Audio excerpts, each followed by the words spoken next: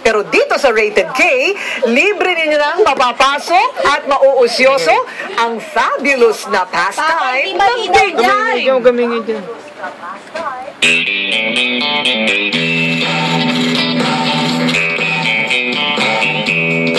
₱5 million.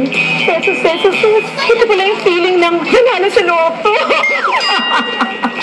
Goodbye, buhay kasambahay. Welcome sa aking pabulosang buhay. Iba yung gahanap ko. Saan po tayo? Basta, go! First stop sa buhay fabulous ni Inday Social sa isang sikat na hotel sa Maynila para subukan ang magpaspa.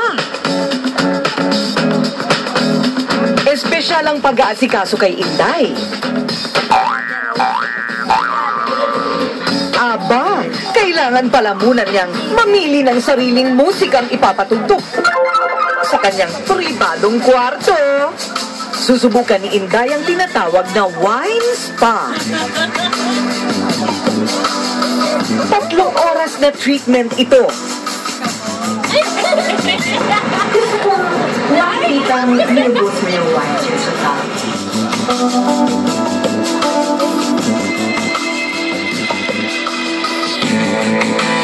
Isang oras para sa pagbababad sa wine bath. Si ate, oh. Naku naman, Inday, hindi iniinom yan.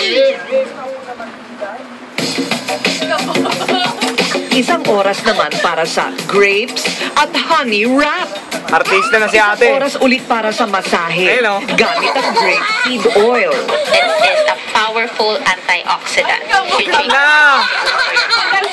And then we use it for the wrap for detoxifying and removal of toxins through sweating.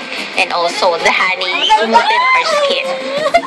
Ang pagre-relax ni Inday sa pabulosong lugar na ito. 50,000 piso lang naman daw ang halaga. Gusto kong pumarty-party mamaya. Party! Party like an animal.